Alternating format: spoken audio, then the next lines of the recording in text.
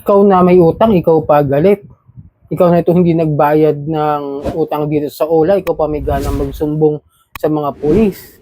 Ganyan yung mga kadalasan binabanggit ng mga OLA agent para mang-gaslight ng mga nabibiktima nila doon sa mga maliliit na pautang, tapos bilang lumalaki dahil sa interest. Tapos ngayon, pag hindi na kayang bayaran, ayan na, sisisihin na rin yung nabiktima nila. So panoorin nyo sa video ito, talakayan natin. Alright, welcome back mga kadyani. Muli, maglalambing lang po muna ako sa inyo at magpapasalamat na lubos sa patuloy na pagtangkilik at pagsuporta dito sa ating channel.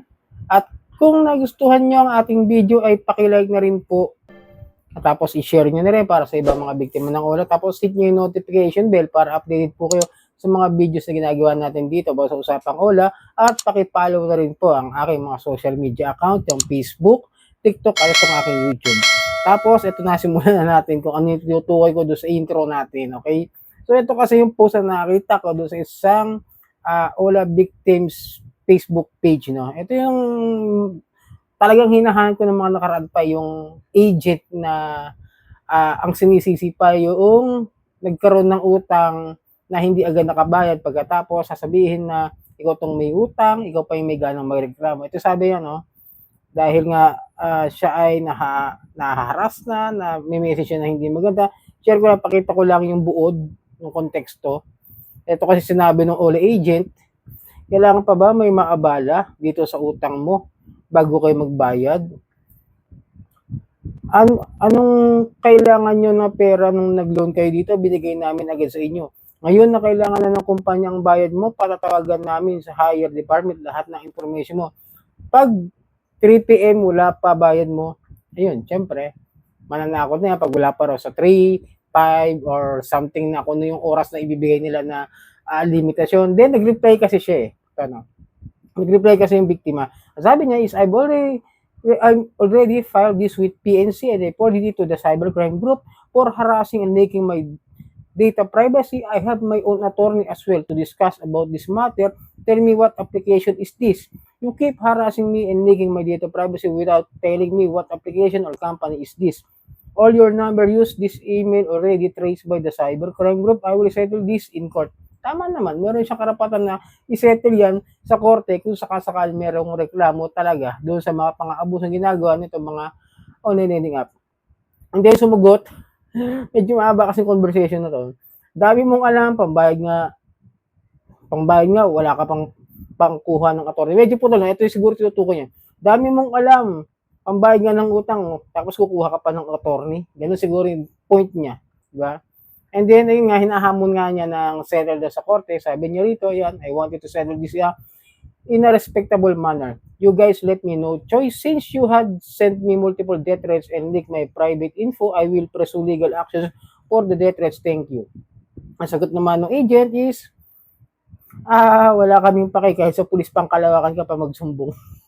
Eh, sinasabi ko sa inyo, no, mga Johnny. Yung pag mga ganito klase ng mga harassments, yung mga ma-receive nyo, tapos sasabihin pa sa inyo na ipopost namin tong ID at selfie mo sa FB page at buy and sell, pangit ka na nga, scammer ka pa.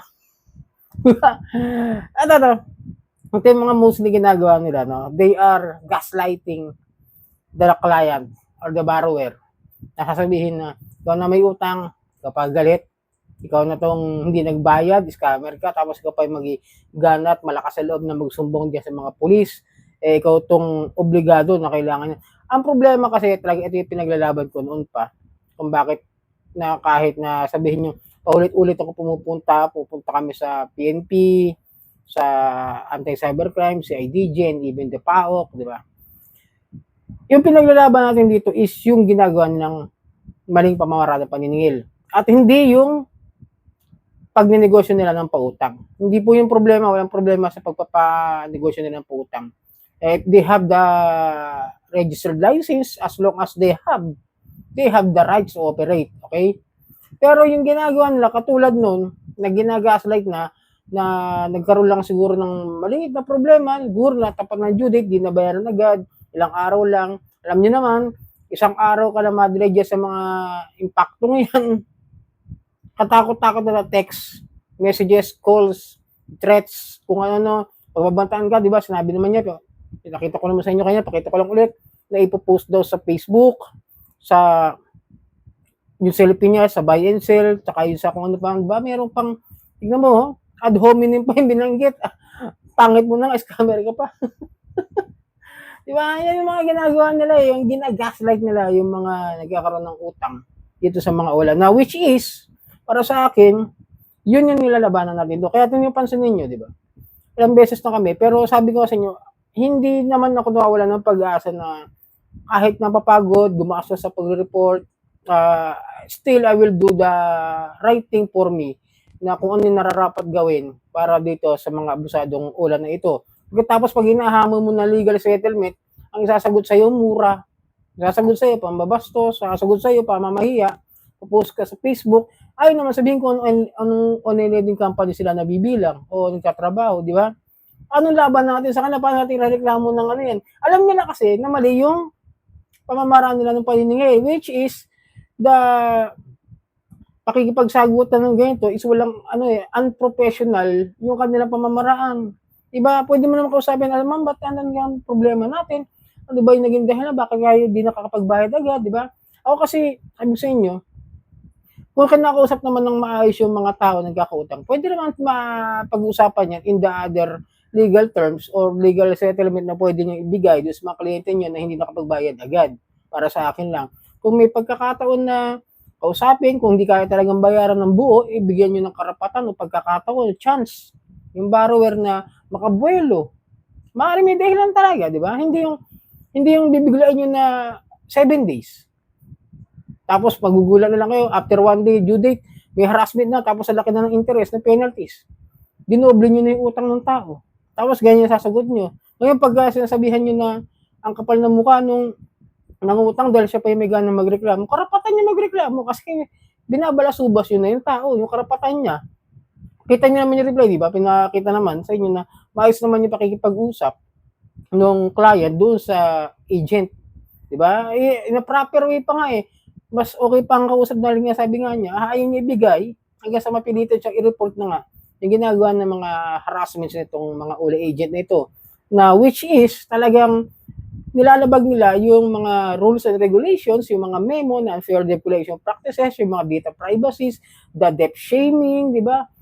Yun nga eh, yung collateral dyan is yung pagkatao natin na imbis na kausapin tayo ng privado at maayos at talagang mas okay, mas sinasadya nilang gawin na ipahiya yung tao. Pagmukaing tayo yung mga nang i-scam, tayo yung mga balasubas, di ba? Buruin mo, sabihan ka ng scam.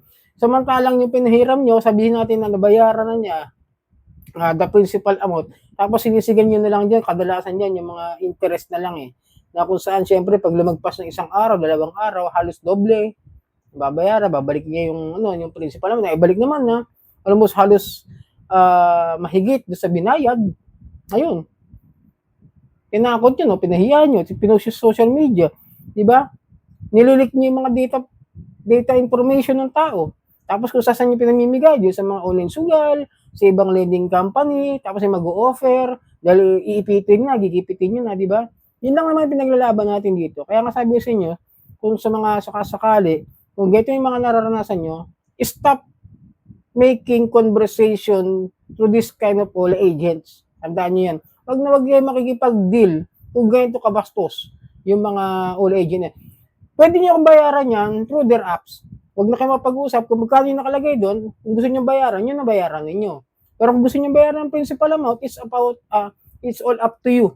Depende na yan. Basta kung may nakuha man kayo, tandaan nyo, kung may nakuha man kayo kung magkano man, kaya sabihin 500, 1,000, para sa akin, pwede, balik ko na lang yan eh. Tapos tsaka ako magpapal ng reklamo para mas paniniwalaan ako ng ahensya ng gobyerno na nagbayad tayo ng utang at di natin binabalasubas yung mga yan. So yun lang may bibigay ko sa inyong payo about this kind of matter, na nanggagaslight talaga yung mga all agent na yan sa mga ganitong pagkakataon na kapag ka nangutang at na nakikipag-usap, mas iniisip nilang gawin na harasin na lang yung kliyente. So yun, sana nakatulong ang video nito. Muli, maglalambing ako sa inyo na pakipollow po ang aking mga social media account, ang Facebook, TikTok at itong aking YouTube channel. Maraming pong salamat at hanggang sa muli.